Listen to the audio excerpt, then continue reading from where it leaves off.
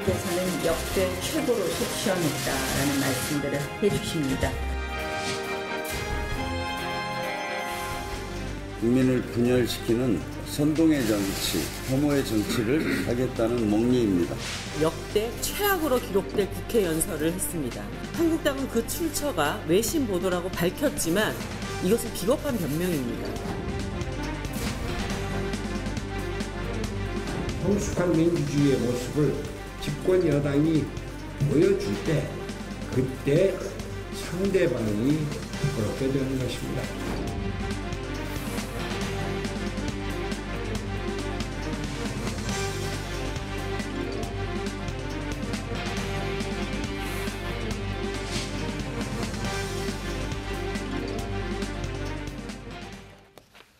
그래도 오늘 본회의가 열려서 국회는 몇 가지 민생 법안들을 통과시켰는데요.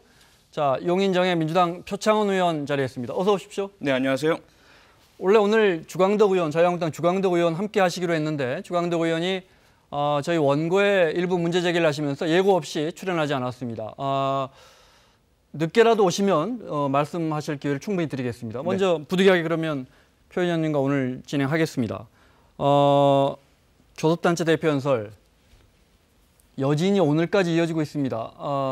어떻게 보셨습니까?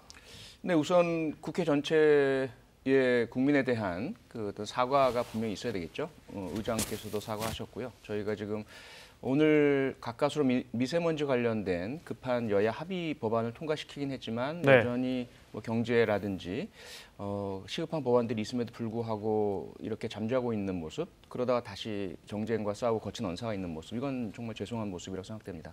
네. 어제도 박범계 의원과 장제원 의원이 아주 격론을 펼치셨는데 오늘 또 여야의 입장을 듣고 싶었는데 주광덕 의원이 예고 없이 안 나오셔서 일단 민주당 입장 듣겠습니다. 네. 네. 자, 나경원 원내대표의 어제 교섭단체 대표 연설 논란이 된 부분 다시 들어보겠습니다.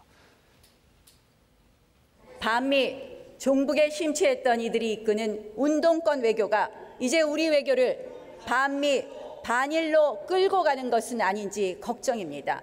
더 이상 대한민국 대통령이 김정은 수석 대변인이라는 낯뜨거운 이야기를 듣지 않게 해 주십시오. 미세먼지 탈원전 보철거 문재인 정부가 좌파 포로 정권이라는 증거입니다. 문재인 정부가 강성 귀족 노조, 좌파 단체 등 정권 창출 공신 세력이 내미는 촛불 청구서에 휘둘리는 심부름 센터로 전락했다고 생각합니다. 패스트 트랙은 사상 초유의 입법 쿠데타, 헌정 파괴입니다. 선거제 개편을 미끼로 좌파 독재 법안을 통과시키려고 하는 것입니다. 어제 외신을 인용해서 김정은 수석 대변인이다는 낯뜨거운 이야기를 듣지 않게 해주십시오. 또 운동권 외교다, 좌파 포로 정권이다, 심부름 센터다, 입법 쿠데타다, 밥그릇 나눠 먹기 이런 부분에 대해서 어떻게 보십니까? 우선 그 비유를 하나 드리고 싶은데 우리 정치권이 언제 말씀 중에 죄송합니다. 네. 우리 정치권이 언제부터 뭐 여야 할 것 없이요. 네. 정말 단어가 세졌습니다. 네, 좀 좋지 않은 모습이고요. 분명히 네. 국회법 제25조에 보면 국회의원에게는 품위 유지 의무가 법적으로 부과되어 있습니다. 그리고 제146조에 보면 위원회에서든 본회의에서든 모욕적인 발언을 해서는 안 된다라고 명시가 되어 있습니다. 근데 그걸 지금 계속 어기고 있는 부분인데요. 네. 우선 나경원 원내대표는 본인에게 일본 자위대 창설 기념식에 참석하신 이후에 일반 시민들께서 친일파다 이런 비난을 많이 온라인상에 올렸었거든요. 그 당시에 나 원내대표께서는 그 시민을 고소를 하셨어요. 고발을 했죠. 보좌관을 시켜서 보좌관이 고발을 했고 특히 그 과정에서 판사로 있는 그 남편이 검찰에게 왜 기소 안 하느냐, 기소해라라는 그런 기소 청탁 의혹도 불거졌었고요. 결국 그 시민은 7개월 만에 1, 2심 거쳐 대법원까지 확정 판결 내려지면서 700만 원의 벌금형을 선고받았습니다. 이런 부분들을 한번 돌이켜 본다면 본인에게 시민이 가한 친일파라는 그런 비판에 대해서는 형사처벌을 강하게 할 수 있는 모든 방법 다 동원해서 하고, 그런데 정작 본인은 종북이다, 좌파다, 또는 뭐 김정은의 뭐 수석 대변인이다, 이러한 형태로 다른 사람의 그런 명예를 훼손하고 색깔론으로 국회를 금랭시키는 것, 막말을 사용하는 것, 네. 그건 괜찮다는 말씀은 저는 도저히 이해할 수가 없고요. 더더군다나 이 표현의 자유란 것은 국민들에게 보장된 것이거든요. 특히 국회의원이나 공적인 인물들은 스스로가 언행에 조심을 해야 되고요. 더더군다나 타인의 명예를 훼손하거나 모욕할 경우에는 책임을 져야 되고요. 그런 책임에 있어서는 분명히 이번에 확실하게 선이 그어져야 된다고 생각합니다. 알겠습니다. 어제 그런데 대표 연설에서 민주당 표의원님을 포함해서요. 네. 민주당 의원님들이 격하게 항의하면서 한 20여 분 넘게 중단됐거든요. 네. 이렇게 교섭단체 대표가 연설하는데 중단된 적이 있습니까? 저희가 이제 국회 경력이 짧기 때문에 중단시킨 거가 네. 맞는지 여쭤보는 겁니다. 우선 중단이 공식적으로 되진 않았고요. 사실 중단이라는 것이 되려면 의장께서 나 원내대표가 네. 원고를 읽기 어려울 만큼 거센 항의가 이어졌거든요. 그렇죠. 네. 사실상의 그런 중단 상태였고 공식적으로 중단을 시킨 것은 아니죠. 정회를 한다든지 네, 네. 그런 상태였고요. 과거에 뭐 기나긴 국회 역사 중에 어떤 일이 있었는지 제가 다 알지는 못하지만 최근에는 그런 사례는 없었고 네. 다만 특히 이제 여야 측에서 상대당의 대표가 연설을 할 때 마음에 들지 않는 내용이 나오면 야유를 한다든지 소리를 네. 지른다든지 이런 것들은 계속되어 왔고 이건 대한민국 국회뿐만 아니라 전 세계 국회에서 다 일어난 현상입니다. 다만 이제 차이는 뭐냐면 제가 이번에 미국 그리고 지난번에 영국, 뉴질랜드 국회를 다녀왔는데요. 그곳에서는 의장이, 그러니까 스피커라고 하죠. 의장이 만약에 지나치거나 지속될 경우에는 경고를 하고 그 경고를 듣지 않는 의원은 경위를 통해서 퇴장시킵니다. 네. 그런 절차들이 있고 그런 일이 벌어지고 네. 있고요. 그래서 우리나라에서도 사실은 이런 상황에서 저희도 잘한 것은 분명히 아니지만 이분에서 의장께서 경고를 하시고 조용히 하고 계속 듣자라고 하셨을 때 듣는 일이 이어졌고요. 네. 그래서 이런 부분에 있어서는 서로 간에 뭐 잘못한 건 잘못한 것을 어제 평가하고 고칠 건 고쳐야겠죠. 문희상 의장도 저 영국 의회입니까? 예를 드시면서 왜 의장이 오더, 예. 지팡이 하나로 그 의장의 권위죠, 그러니까. 네. 그래서 정례를 이렇게 소란을 막을 수 있는 그런 의회를 원한다 이런 이야기도 하셨는데, 네. 자, 거친 표현으로 돌아옵니다. 민주평화당의 논평이 나왔는데, 태극기 부대의 깜찍한 치어리더였고 전두환의 충실한 호위무사였다 이렇게 거칠게 돌아옵니다. 네. 민주당은 오늘 뭐 이렇게 자극적인 표현까지는 안 했지만 역시 네. 강도 높은 비난을 이어갔고요. 네. 우리 정치권이 정말 그야말로 여야를 떠나서요. 이런 일이 불거졌으니까 여쭤보는 겁니다. 언젠가부터 비판이 비난이 된 건 뭐 오래됐고요. 뭐 저주, 혐오 이런 단어들이 너무 많이 나옵니다. 이런 부분에 대해서 어떻게 보십니까? 우선 오늘 김관영 바른미래당 원내대표의 대표 연설은 네. 참 많은 칭찬을 받았죠. 네. 박수도 받았고요. 김관영 원내대표는 그 전에도 원내대표 연설할 때 많은 칭찬을 받았었죠. 그랬습니다. 네, 과거에도요. 지난번에도 네. 그랬습니다. 네. 내용 중에 보면 저희들은 사실은 지나친 비판이다, 혹은 사실관계에 조금 의문이 있다, 혹은 반박을 하고 싶다 이런 것을 느낄 부분 내용적으로 있었지만 워낙에 사용하신 용어나 표현도 상당히 품위가 있었고요. 그리고 뭐 칭찬할 건 칭찬하고 또 비판할 건 비판을 하고 이런 부분들을 본다면 가능성은 분명히 있습니다. 우리가 내용을 가지고 상대를 비판하면서 얼마든지 의사표현을 할 수가 있고 뜻을 네. 관철시킬 수가 있는데 문제는 아직까지도 좀 감정이 앞서고 상대방에 대한 적대감 이런 부분들이 남아있는 여야 간의 관계가 결국 툭하면 다시 막말 논란으로 나오고 지나친 언사로 나오는 이런 일로 이어지고 있는 것으로 보입니다. 네, 어제 나경원 원내대표의 교섭단체 대표 연설 중에 의원 정수와 관련된 부분 이 부분도 논란인데 잠깐 들어보겠습니다. 우리 모두 솔직해집시다. 연동형 비례대표제는 의원 정수의 무한 확대와 극심한 다당제를 초래하는 것.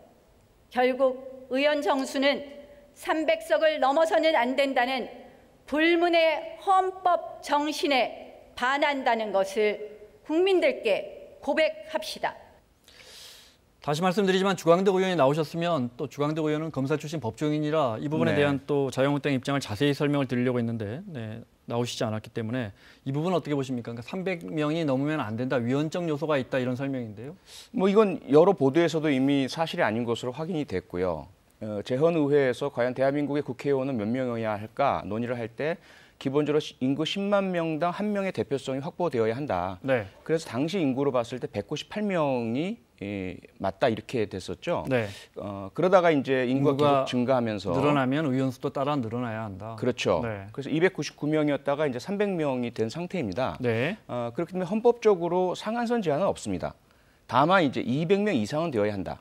라는 그런 그 하한선이 있죠. 그래서 법으로 정하되 200명 이하로 줄이는, 그래서 국회의 힘을 약화시키거나 대표성, 비례성이 확보되지 못하도록 하는 것은 안 된다는 것이 우리 헌법의 뜻이죠. 네. 그래서 300명 이상 넘으면 위헌이라는 것은 전혀 사실에 부합하지 않는 것이라는 것이 이미 학자들과 언론에 의해서 검증이 되고 확인이 된 상태입니다. 선거구제 개편 관련해서 아시겠지만 자유한국당이 의원수 10% 줄이는 안을 갖고 왔습니다. 네. 비례대표를 어떤 방식으로 어떻게 늘릴 것이냐를 지금 여야가 이제 정개특위에서 논의하는 과정에서 자유한국당은 의원수를 줄이는 안을 갖고 왔습니다. 보니까 정치권은 특히 이제 민주당과 다른 야 3당은 비례대표를 늘려야 한다는 명분은 충분히 갖고 계시는 것 같아요. 네. 근데 정작 국민들은 그렇게 썩 달가워하지 않으시죠, 그죠? 네. 또 그런 가운데 의석을 줄이자라는 자유한국당 의견에 동의하시는 국민분들도 많은 것 같아요. 네. 이런 현상은 어떻게 하실 겁니까? 뭐 그러다 보니까 대중영합주의, 포퓰리즘적인 선동이 아니겠느냐. 그래서 옳지 않다. 더더군다나 여론이 줄이자는 의견이 상당한데. 그러니까 여론 포퓰리즘입니까? 네, 그렇죠. 여론을 따르자면 지금 당장 사형을 실시해야 되죠. 그거 우리가 할 수 있을까요? 해야 될까요? 네. 그러니까 여론의 어떤 뜻은 우리가 받아들여야 되겠지만 그대로 행한다는 것은 대의민주주의가 아닌 거죠. 그리고 여론이란 것은 당연히 그 당시에 감정을 담고 있기 때문에 거기에 대해서 정부든 국회든 소통을 통해서 여론의 뜻을 본질은 받되 그 해당되는 구체적인 부분에 있어서는 헌법적 한계, 법률적 한계, 제도적 한계를 말씀드리고 동의를 구해야 되는 것이죠. 특히 이번에 비례대표제 관련해서는 다 잘 아시지만 지난번에 여야 5당 대표가 모두 합의하고 서명을 했습니다. 비례대표 확대, 네. 특히 연동형 비례대표제 도입에 대해서 논의하고 그것이 완결되는 시점에서 권력구조 개편에 대한 논의를 시작한다. 이것이 확실하게 합의된 내용이거든요. 1월까지 하시기로 했죠. 그렇게. 그렇죠. 네. 그런데 지금 그러한 합의를 뒤집고 뭐 위헌이다 또는 비례대표 없애자. 사실은 비례대표 없애자는 게 사실 헌법 위반이거든요. 헌법에 비례대표에 대한 규정이 분명히 나와 있고 법률에 위임하고 있습니다. 물론 이제 국민들께서는 현재 국회 전반에 대한 불신, 국회의원들이 도대체 밥값을 제대로 하고 있느냐, 세비를 그렇게 많이 받아가면서 힘들고 어려운 국민들 계시는데도 국회에 열지도 않고 파행하고 네. 이런데 과연 국회의원 수를 더 늘린다고? 이건 안 돼. 이런 말씀이시거든요. 근데 이 부분을 우리가 비례대표라는 것이 가지고 있는 특성, 네. 그러니까 더더욱이나 지금 상태로 가면 양당제로 가버릴 수밖에 없고 비례대표가 없으면 각 지역구에서 1등한 사람만 국회의원이 되지 않습니까? 그러면 바른미래당 또는 민주평화당, 정의당 같은 경우는 3등하고 2등하고 지역구에서는 한 명도 의석 확보를 못하고 그런데 국민들 중에는 이 정당을 지지하는 퍼센테이지가 5%, 6%, 8% 되고 네. 이것이 전혀 국회에 반영되지 않을 때 양당은 서로 싸우기만 하고 싸우고 나서 서로 이득을 보는 거죠. 네. TK에서는 자유한국당 또는 호남과 수도권에서는 더불어민주당 이 양당만이 그런 자기들의 안정된 의석을 확보하면 국가는 어떻게 되든 국민은 어떻게 되든 싸우는 모습만 보이고 자기 지지층만 호소하고 이런 현상이 계속되는 거죠. 그래서 이것을 막자. 그렇게 하면서 또 거대 양당제가 유지되고요. 그렇죠. 네. 그래서 이런 걸 바꾸자는 거 아닙니까? 말씀하신 그렇습니다. 것처럼 네. 한 표라도 적으면 제가 투표한 그 표는 사표가 됩니다. 네, 사라져 버리죠. 네. 그래서 국민들이 투표한 그 민의를 좀 더 정확하게 정밀하게 반영하자 해서 비례대표를 늘리자는 논의가 나왔잖아요. 그렇습니다. 그런데 네. 또 현실로 가보면 국민들이 비례대표가 정말 어떤 직종이나 이런 걸 잘 대표하고 있느냐, 민의를 대표하고 있느냐, 권력자 옆에서 친한 사람 데리고 오는 거 아니냐, 사실 그동안에 여야를 떠나서 그런 꽤 이용된 적이 여러 번 있었거든요. 네. 그렇죠. 그렇습니다. 그런 지적은 네. 어떻게 보십니까? 당연하고요. 네. 그렇기 때문에 정말 이제 비례대표가 국민을 대표하는 그런 의원으로 순번이 정해지느냐 이거죠. 이제까지 그런 문제들이 있었기 때문에 네. 그 문제가 왜 발생했는지를 생각을 해보면요. 거의 양당제이고 거의 확보된 15명, 20명은 당선 가능성이다. 이게 거의 다 그 예측이 가능했잖아요. 네. 그러면 그 안에 누가 들어가느냐를 결정하는 당 대표나 또는 그 당의 권력자들이 힘을 가지고 있었죠. 공천 헌금 얘기도 나왔고 사법 처리된 사람들도 있었습니다. 그래서 그런 문제들을 개선하기 위해서라도 이번에 연동형 비례대표제로 가면 각 정당에서 자신들의 비례대표 순번을 내놓게 되어 있습니다. 미리 국민께 내어놓고 평가를 네. 받는 거죠. 그래서 사실은 이것도 지역 내에서의 그런 투표만이 아니라 정당 명부에 대한 국민들의 투표가 이루어지는 것이거든요. 그래서 정당이 마음대로 뽑는 것이 아니라 정당 스스로가 그 명부를 가지고 국민들께 호소하면서 지지를 얻어서 의석 확보를 하게 됩니다. 그래서 이런 부분들은 현재 뉴질랜드나 독일 같은 곳에서 상당히 좋은 평가를 받고 있고 제대로 비례성을 여러분이 확보하고 있죠. 표를 두 번째 표죠, 그러니까 정당 네. 투표요. 네. 지역구 말고 두 번째 표를 주시면 이런 분들이 국회의원이 됩니다. 그렇습니다. 직접적으로 호소할 수 있다 이 말씀이시죠? 맞습니다. 네, 네. 알겠습니다. 자, 교섭단체 대표 연설 논란이 되고 있는데 어제 연설을 마친 뒤에 분위기 잠깐 보겠습니다.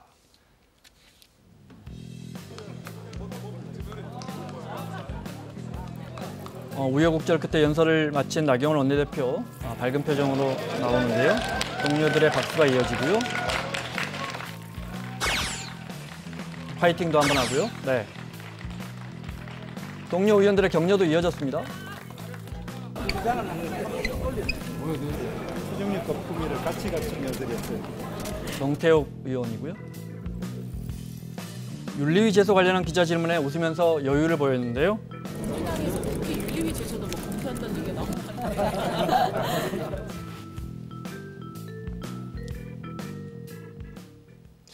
이 질문을 하나 드려볼게요. 원고에 없는 질문입니다. 나경원 원내대표가 일부러 세게 나왔다.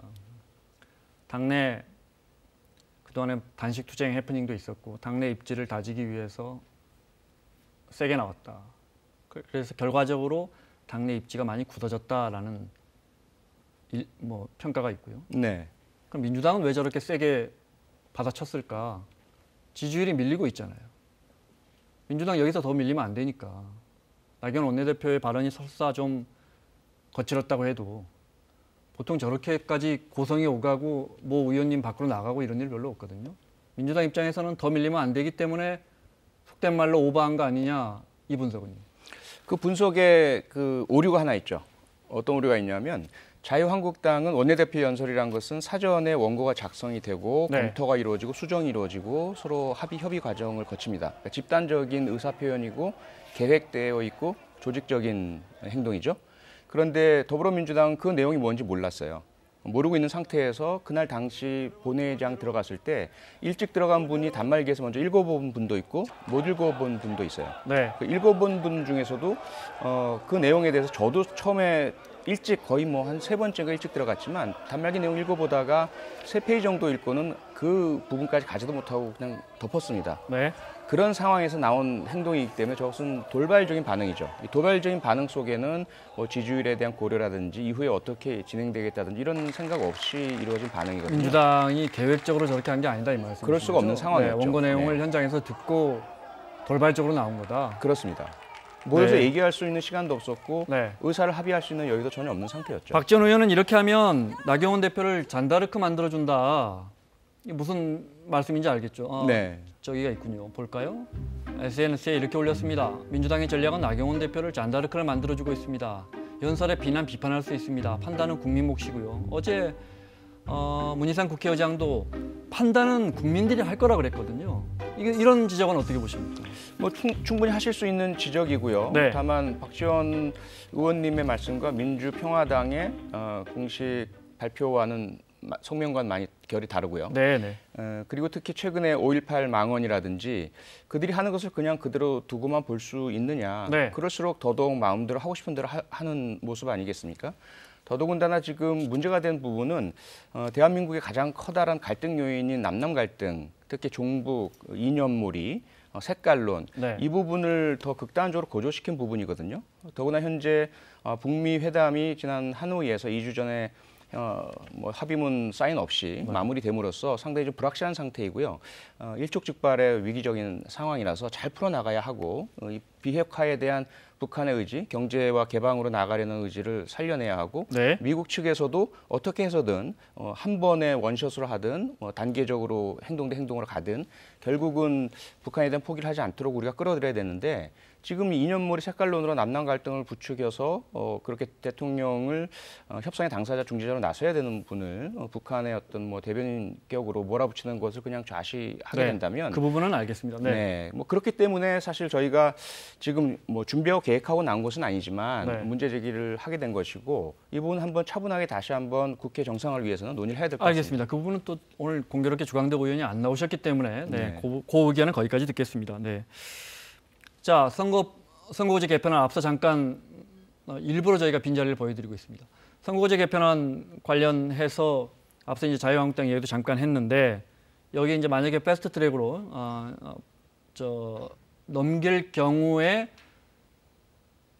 민주당이나 야3당이 생각하는 몇 가지 쟁점 법안들이 들어갈 것 같습니다. 그죠? 네. 아직 협의 단계인 거죠? 네, 어떤 그렇습니다. 법안이 들어갈지는 결정 안 됐고요. 네, 거의 지금 협의가 완료되어 가는 것으로 그 중에 들었습니다. 민주당은 공수처 법안 넣고 싶으신 거죠? 그렇습니다. 네. 관련해서 과거에 이제 이걸 담당하는 조국 민정수석의 이야기, 공수처 관련해서 잠깐 들어보겠습니다. 정치적 중립 걱정 않으셔도 됩니다.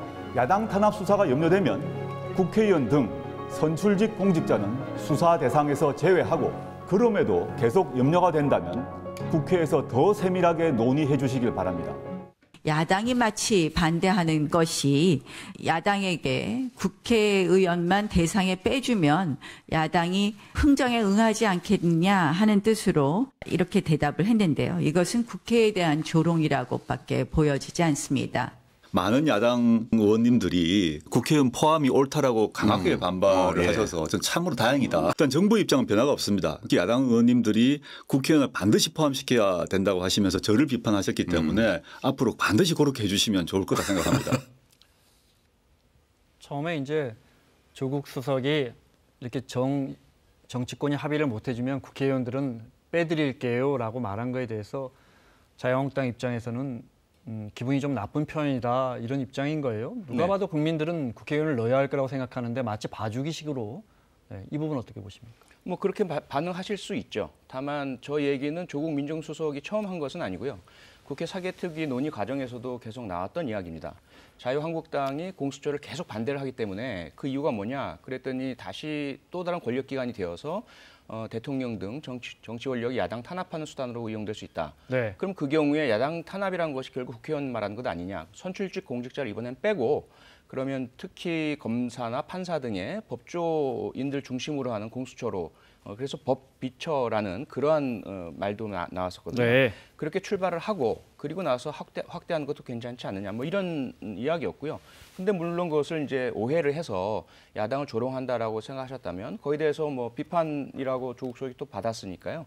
그러면 뭐 그런 내용들 빼고 있는 그대로 국민이 원하는 대로 국회의원도 넣읍시다. 뭐 이렇게 해서 어쨌든 논의를 이어가고 싶어 하는 거죠. 네. 자유한국당은 공수처 자체에 대해서 계속적으로 처음부터 끝까지 일관되게 반대하고 계시기 때문에 만약에 뭐 공수처 법안이 통과가 여야가 합의된다면 국회의원은 당연히 들어갈 것 같습니다. 지금 네. 분위기에서는요. 네. 근데 이걸 왜 여쭤봤냐면 자, 바른미래당, 민주평화당, 특히 정의당 선거구제 개편이 매우 절실합니다. 그죠? 네. 네. 일부 당은 선거구제가 바뀌지 않으면 당의 운명이 갈릴 정도입니다. 네. 다급하겠죠. 지금 패스트트랙 올려야 내년 2월쯤에 상정해서 통과를 시도해 볼 수 있다고 들었는데요. 그렇습니다. 새 야당이 다급합니다. 선거구제 개편이. 민주당이 이 패스트트랙을 동의해주고 새 야당과 함께 가면서 그러면서 공수처 같은 법안을 이른바 끼워넣기로 넣는 거 아니냐라는 게 자유한국당 주장입니다. 이 부분 어떻게 보십니까? 그렇게 비판을 하실 수가 있고요. 네. 다만 그런 비판을 하시려면 끼워넣기가 되지 않도록 계속 협의에 응해 주시면 되거든요. 그래서 공수처법은 공수처법대로, 검경수사권은 검경수사권대로. 그런데 사개특위 자체가 계속 공전 중입니다. 자유한국당에서 어떤 안도 안 가지고 오시기 때문이거든요. 그런 부분들 때문에 진척이 안 되고 있는 것이고요. 안은 이제 뭐 좀 늦었지만 나왔지 않습니까? 네. 아니요. 사개특위 안요? 네, 정개특위 안인 줄 알았습니다. 네, 사개특위에서 네, 나오지 않았고요. 네, 네. 그다음에 이제 뭐 끼워 넣기다라는 표현 자체에 대해서는 조금 뭐 그렇긴 하지만 사실 국회라는 것이 정치라는 것이 늘 협상이고요. 네. 주고받고 자유한국당에서는 늘 원하는 법안이 있을 때 저희들이 원하는 법안에 대한 것들을 요청하면서 함께 합의 통과시키는 이런 일들이 계속 되어 왔죠. 왜 여쭤봤냐면 만약에 이런 프레임으로 패스트트랙이 넘어간다면 틀림없이 민주당에서는 이거 야합이다 이러실 것 같아서요. 그 자유한국당에서요? 아니 만약에 이런 식으로 자유한국당에서 자유한국당이 원하는 법안을 가지고 패스트트랙을 꾸러미로 넘긴다면 네네. 민주당에서는 틀림없이 이거 야합 아니냐 이렇게 지적하셨을 것 같아서 질문 드리는 겁니다. 그러니까 입장이 바뀌었다면 아마 그랬겠죠. 저희가 야당 때 이런 일을 만약에 여당이 주도해서 다른 네. 야당을 끼웠다면 뭐 그 당시에도 늘 뭐 이중대다 이런 표현 나왔던 것으로 제가 기억을 합니다. 그것이 뭐 정치의 이제까지 관행이었고 현상이었고요.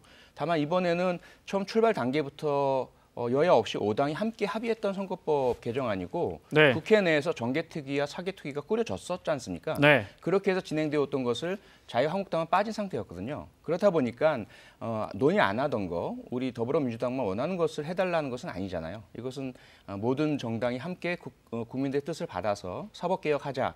검찰개혁하자, 법원개혁하자, 경찰개혁하자, 그리고 정치개혁하자. 이것은 기본적으로 합의가 된 상황에서 출발했거든요. 네. 그렇다 보니까 디테일 구체적인 면에 있어서 만약에 이견이 있으시다면 패스트트랙 올라간 이후에도 얼마든지 가능하거든요. 네. 그것이 저희뿐만 아니라 바른미래당, 민주평화당, 정의당 같은 생각입니다. 뭐 패스트트랙 그 법안들을 올린다 하더라도 협의가 되면 바로 또 상정해서 통과시킬 수 있는 거죠. 그렇습니다. 네. 내년까지 기다리지 않고요. 네. 알겠습니다. 마무리를 해야겠습니다. 바른미래당이 미세먼지 정말 국민들이 네. 제 개인적인 생각으로 민주당 지지율 밀리는 것 중에 상당 부분이 미세먼지입니다. 네. 네. 그런데 미세먼지 범사회적 기구 구성을 검토하면서 손학규 대표가 반기문 전 유엔 사무총장이 이런 기구를 맡아주면 어떻겠느냐. 통합 차원에서도 이런 부분 어떻게 보십니까? 네, 저희 뭐 청와대에서 그렇고 정부도 그렇고 저희 당도 환영했고 받았고요. 그래서 현재 그러한 범사회적인 미세먼지 대책 기구를 꾸리겠다라고 발표를 했죠. 네. 그리고 바른미래당에서 제안한 대로 반기문 전 유엔 사무총장께 아직까지 확실하게 의사전달이 안 된 것으로 알고 있지만 의사를 여쭤보고 네. 모시겠다 이러한 이제 발표도 났죠. 네. 그래서 오늘 김관영 원내대표도 바른미래당 원내대표도 대표 연설에서 그 부분에 대해서 정부의 어떤 제안 수용을 감사했고요. 네. 환영했습니다. 알겠습니다. 반기문 전 총장만 동의하신다면 뭐 이 기구를 맡으실 가능성이 높아지겠군요. 네, 그렇습니다. 알겠습니다. 여기까지 듣겠습니다. 자, 오늘 말씀드린 것처럼 주광덕 의원이 나오지 않았습니다. 다음 기회라도 혹시 주 의원 시간을 내주시면 또 충분히 의견 듣도록 하겠습니다. 지금까지 민주당의 표창원 의원과 함께했습니다. 다음 주에 뵙겠습니다. 네, 고맙습니다.